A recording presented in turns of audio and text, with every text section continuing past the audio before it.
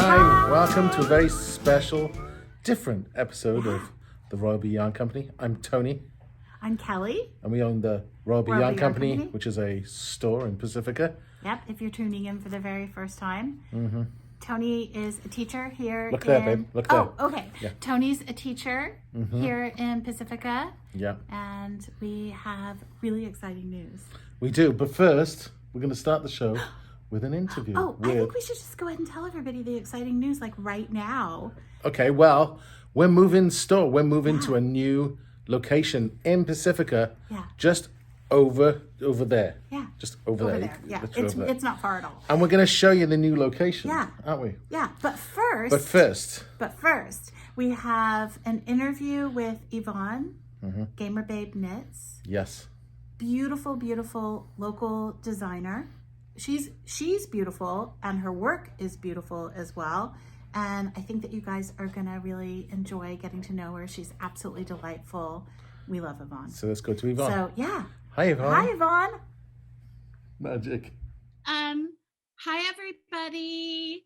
We are here with Yvonne, who is her brand name is Gamer Babe Knits. You can find her on Ravelry. She's a phenomenal designer here in the Bay Area.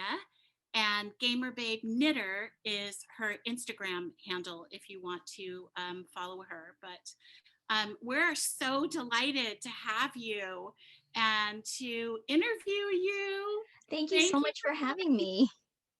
Absolutely. We're just absolutely thrilled. And Yvonne and I have a kind of a history of collaborating in terms of our fiber salon and the Sun and Fog collection, and just generally, being in close proximity to one another. I think I've known you almost since I opened the shop. Is that right? So I think I visited your shop in 2019. I think that was the first time. Oh, okay. Okay, that was the first time that we met. All right. Yes. Maybe not as long a history as I thought, but I know. Yeah, I know it seemed longer, but I know, right? Feels like we know each other well. So, what was your journey to becoming a designer? so I had knit and crocheted since I was little, on and off. And then in maybe about 2005, when that novelty yarn craze hit, I really got back into knitting and crochet, and it's really stuck since then. And so when I got back into it at that time, I thought, oh, maybe it would be fun to try designing. Maybe in a few years, my kids were still young at the time. I was working, volunteering at their school. I said, I still have lots to learn. But it took about 10 years, almost 10 years to finally publish my first design, which was 2014. It was a design where it was a fundraiser for Parkinson's. I had a good friend at the time who, had been diagnosed with Parkinson's a few years earlier. And I thought, well, this would be, a fun way to, jump right into designing and also do something positive. My uncle has Parkinson's. It's a really terrible, terrible disease. It is. Yeah. What a nice way to start your designing career by, giving to others, which you kind of do in general because you're incredibly organized and you help a lot of people, including me. I was going to say, you also do technical editing, right? I do. I'm on a little bit of a break right now. My eyes are not, I'm just having a little trouble with vision, especially my close-up vision. And I know that, with age, that happens to everybody, but I decided that I need just a little bit of a break from, doing the up-close reading, looking at a screen for so long at a time. So I'm really just trying to not strain my eyes so much. And I thought, I'm not going to stop designing, but one thing that I can give myself a little bit of a break on is the technical editing. But, if someone ever has a tech editing question they want to ask me, they're always welcome to, contact me and ask me. So, Both of us have had, and we know it's an age-related thing, similar problems with our vision. And I'm now, our glasses, well, at least mine always look a little funny because I have the blue tint mm. on Oh, them to protect against the screen, because it finally was like, even though I have the yarn shop, I'm staring at a screen a lot as well. So right, there's a lot of administration to do. right. And the screens become your point of sale Yeah. Yeah. also. So, Yeah. How did you come up with your Oh, that was my yeah, question. sorry. How did you come up with your brand name? How did you come up with that name? okay, so I'm a baseball fan and I love the San Francisco Giants. So the Giants announcer, Mike Krukow, his term of endearment for women who love Giants baseball is Gamer Babe. So I love baseball and I love the Giants. I love to knit. So Gamer Babe Knitter became my handle. Okay. I thought you were going to tell me this like story about how you're like super into video games and stuff like that. So. Actually, a lot of people, that's their first reaction. They're like, "Oh, you're a gamer? I didn't know you love, video games and things." And I'm like, "No, I'm actually a baseball fan and I love the Giants." So, Makes sense. Makes absolute yes. sense. Yvonne, where did you grow up? So I grew up in San Francisco. Oh, you're a native San Franciscan, one of the I rare. am. I am. Yep. Oh, I grew up in Eureka Valley in San Francisco. So that's where I'm from originally. so you've probably seen the Bay Area just change and evolve as you've lived here. Yep. Yeah. Yep. So I live in the East Bay now. And when I was younger, we'd come out here sometimes to, go swimming, have picnics. And I remember thinking, oh my gosh, it is so far and so long to get out into the East Bay. But, it's really not. We used to meet in Chinatown a lot at a family restaurant that we don't have anymore, or that my family doesn't have anymore. And, you know, Chinatown is really close to the Bay Bridge. So, late at night after dinner, you can just get right on the bridge.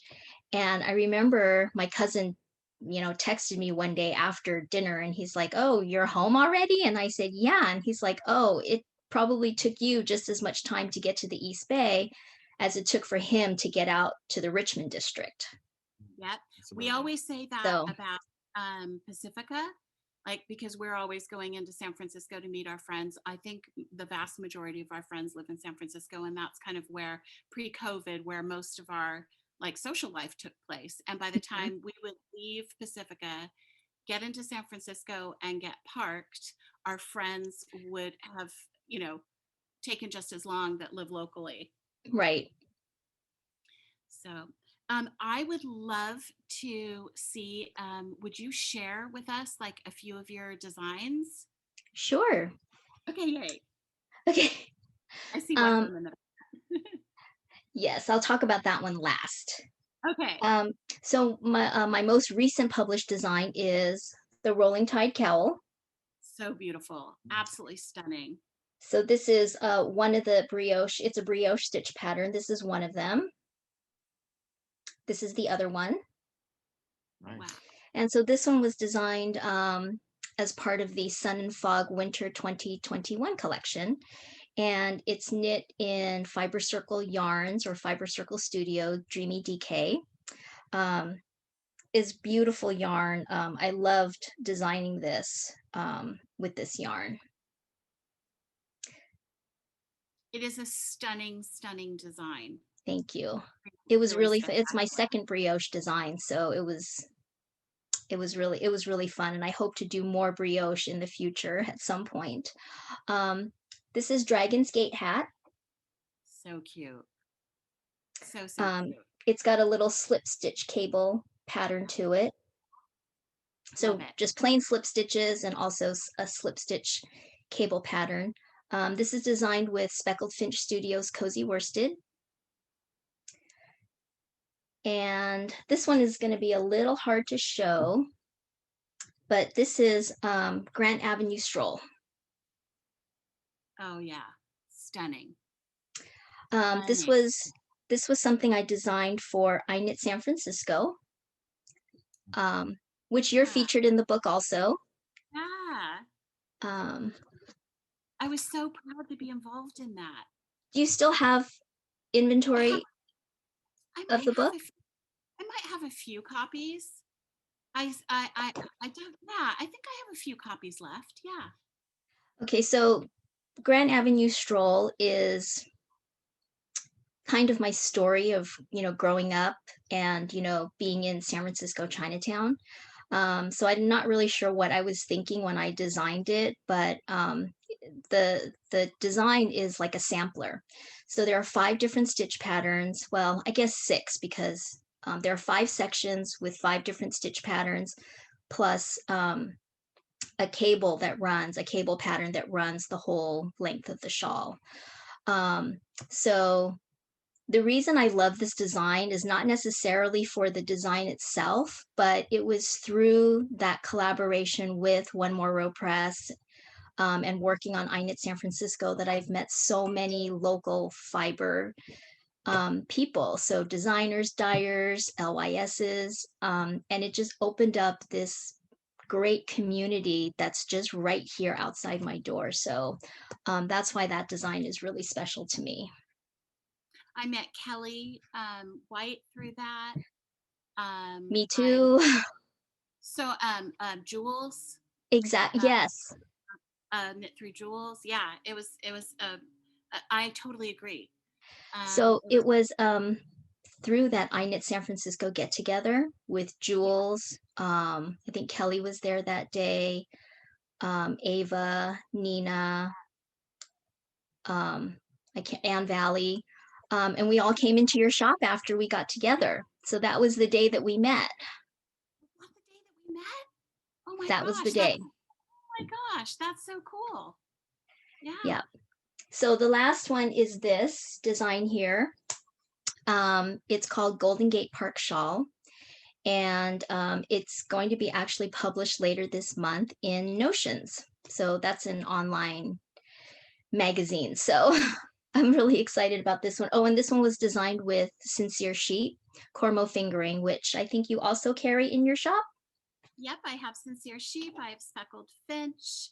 I have Seismic Yarn. Yep. Yeah. And you've collaborated with Jules, so. I have, yes, I have. Yeah, I mean, and honestly, you're like, I remember that day so vividly. I just thought that we knew each other from before then. I guess maybe, I don't know, but that was a very important day. It was. Yeah, and we are so incredibly lucky that we have this amazing community. I feel lucky. We are. I mean, I feel so incredibly alone as somebody who just, was by themselves in Pacifica. Sorry, I accidentally just tickled Tony. I'd feel so alone, but I don't. I feel so supported by our fiber community. It's amazing. We're really It's a great lucky. community. And like I said, it's just right outside our doorstep. Yeah, absolutely.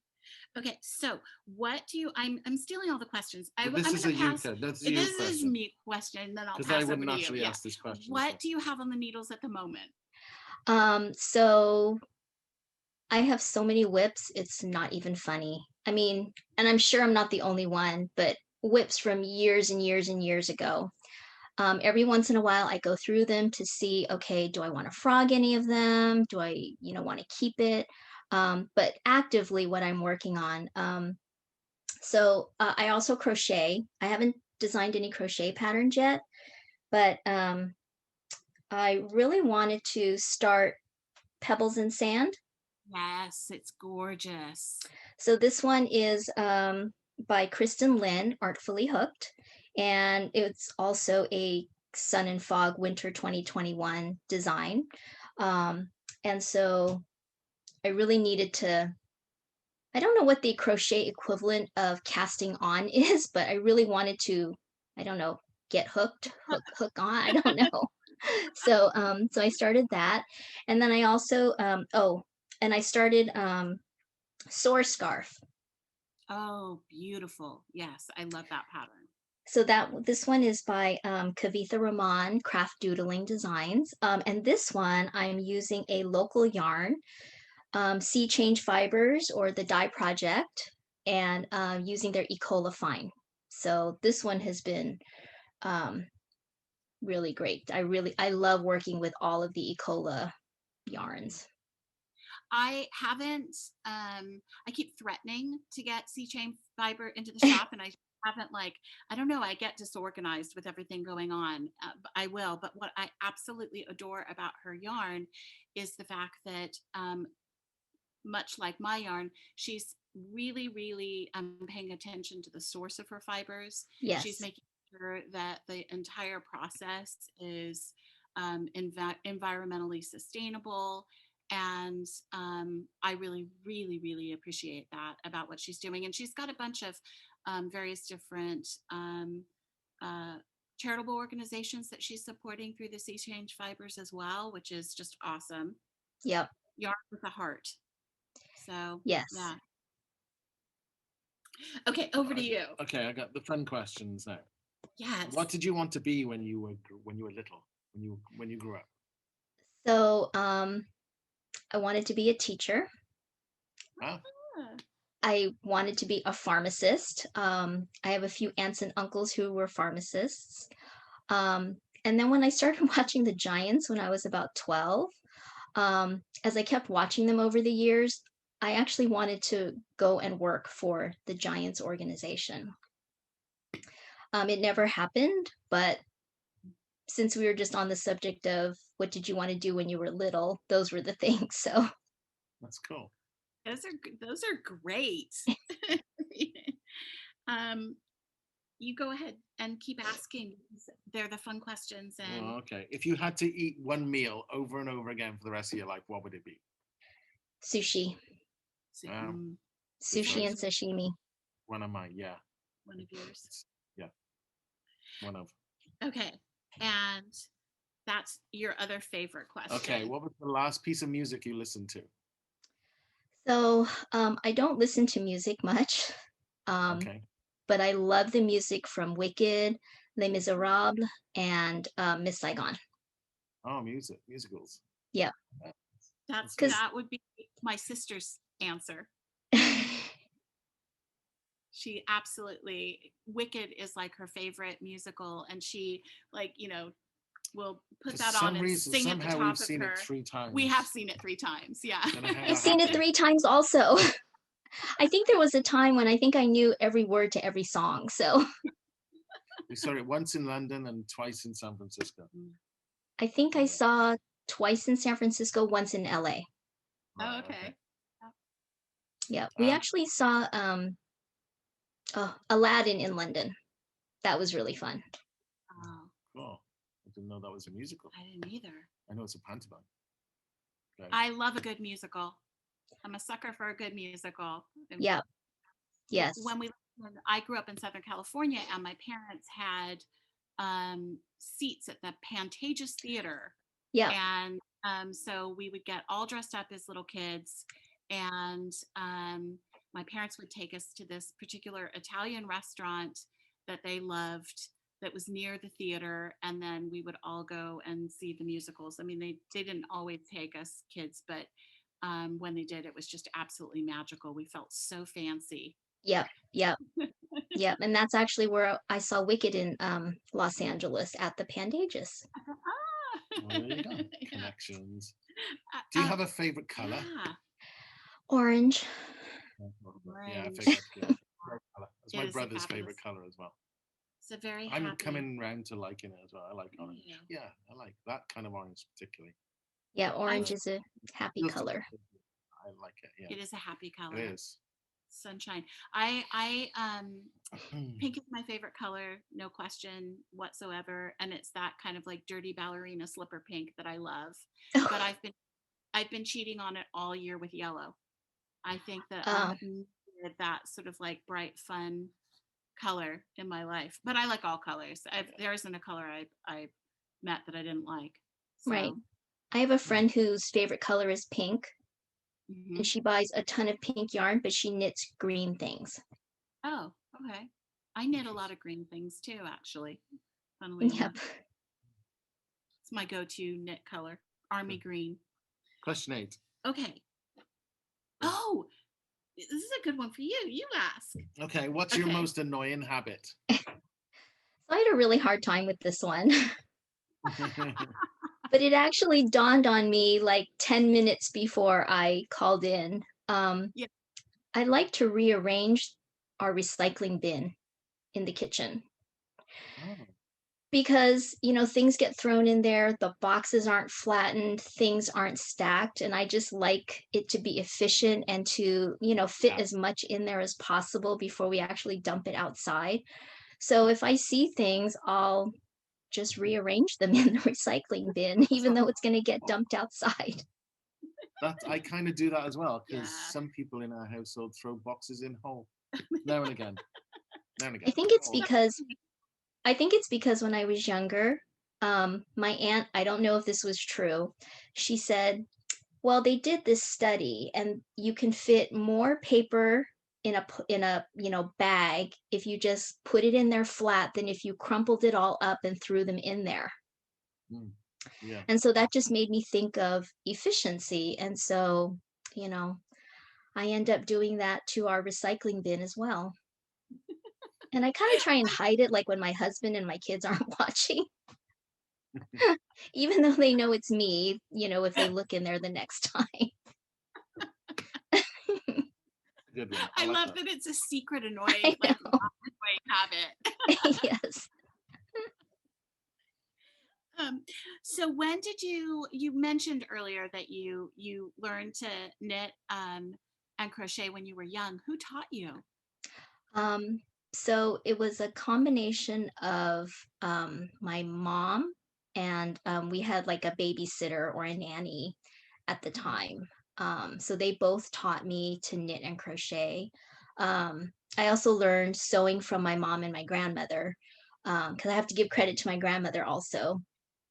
Um, but my mom, she taught me because when you're young, so many things are can be cool, right? She taught me how to do a slip stitch edge. She didn't know a lot about knitting. I mean, she taught me the basic stitches. She taught me yarn over, knit two together, and she taught me the slip stitch edge. And I just thought that the two of those things were just the coolest thing ever. And all I used to knit when I was, when I first learned were these scarves that were basically yarn over, knit two together with the slip stitch edge. Um, and I did that. I don't know how many I made, but like I said, I just thought those two things were the coolest thing. And to this day, I still love slip stitch edges. That's lovely. That's absolutely lovely. One of the things that I love about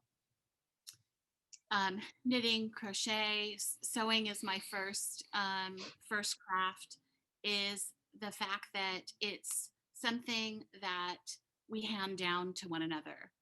And typically there's a link with somebody who is in your family, usually, not always, but usually somebody who's gifted that craft to you, and that you get the opportunity to pass it down and gift it to other people. And I think it's just a beautiful thing. It's part of our DNA, and I love that about it.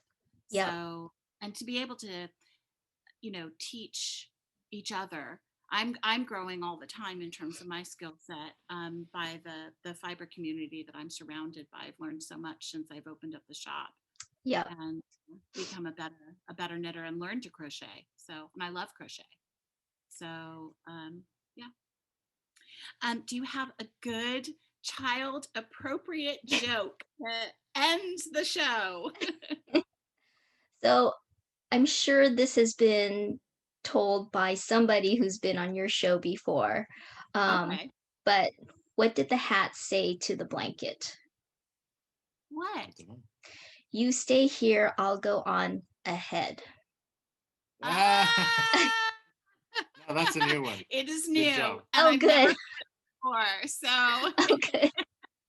usually people are like, no, I don't have a joke. And we're like, we try. Like we Yeah. try to ask it. We ask it even though we know most people don't. So you're a winner for having a good one. I had to do some searches to get that one. Because there Yvonne, aren't actually that many great knitting jokes or riddles out there, but what was the one about somebody told a knitting joke and I've totally forgotten it. And I was That's a like, good we knitting joke. usually remember. I can't. You didn't tell me, did you? I don't know. I think your arms are going to look very interesting in I'm the just video. resting my But arms. look, this is so COVID. Look how COVID this is. I'm resting my arms on it. oh my gosh.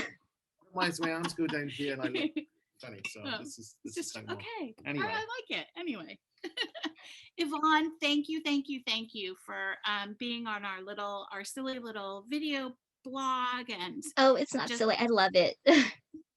it's so good to see you virtually and have a little catch up and learn a few little new things about you. And again, it's Instagram handle is gamerbabe knitter. Yeah. And you go on to Ravelry or some of the other. Are you on Ravelry and are you on other platforms? Yes. So to add to the confusion, I'm also on Etsy, but as Gamer Babe Designs. Okay. So Etsy Gamer Babe Designs, Ravelry Gamer Babe Knits. Yep. So check out her beautiful stuff. Thank you so much for having me. It was great meeting you, Tony. Nice to meet you too, Yvonne. Take care. Have a great You Sunday. too. Yeah, happy Bye. Sunday. Thanks. Bye. Happy Sunday to you too. Bye, Yvonne. Bye, Yvonne. Never gets old. Never gets old. It just amuses us. Okay, Oh, so that's- and I forgot to say we have our own line of yarn. We Again, do. if you are tuning in for the very first time, then we have lots of yarn in the shop. We Yeah. specialize in natural fibers. This is my woolen spun, seen here, And we what I'm also wearing. have- yeah, And then we also have a worsted spun, not to be confused with worsted weight. I should have This bought a selfie is- stick. We don't have a selfie Oh, I stick. know. though. We don't have it's okay. My arms hurt. It's it. okay. Well, why don't we just go? Let's go. Okay, let's go to the new shop. Okay.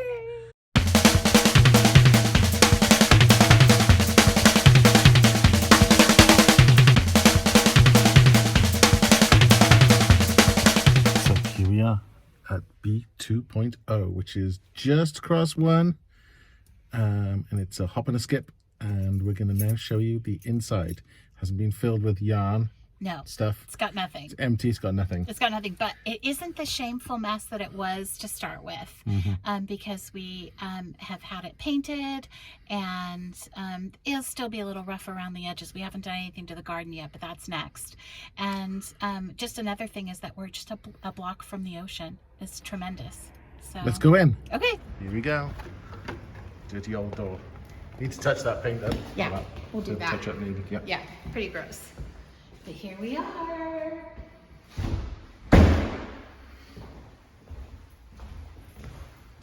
So as you can see, there's nothing in here at the moment.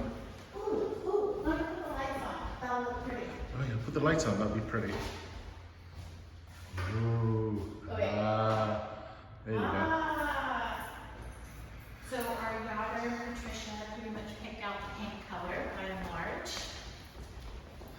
Yeah. And at one stage the place was an Irish restaurant, so we've got this little.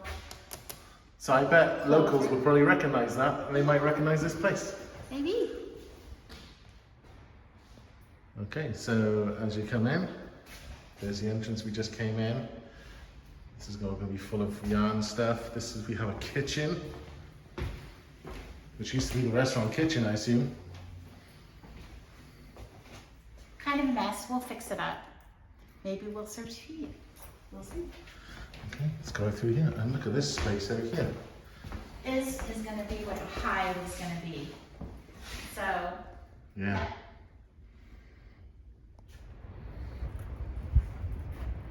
This is a strawberry tree.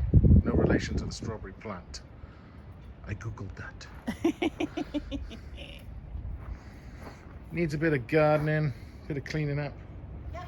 But we're going have tables and chairs and umbrellas and heat lamps, and you'll be able to come out and enjoy the beautiful outdoors. The idea is that we'll have a whole bunch of tables and chairs, and we'll have umbrellas and heating lamps, and you'll be able to come out here and sit and enjoy, listen to the ocean, relax, knit, crochet, embroider, whatever you want to do. Maybe not whatever. Okay, so we're going back into the main room. Let's just get another look at that. Lots of space. We're right on Palmetto, opposite the antiques place, next door to the new Kisler coffee place, which is called Intertwine.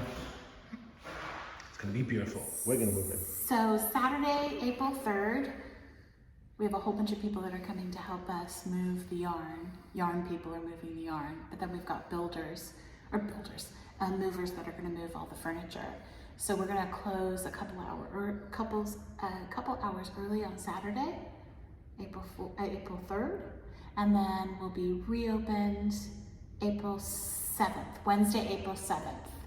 So you can come and check out the new place. Yeah. In the meantime, here's a view of that ocean just round the corner. Bye.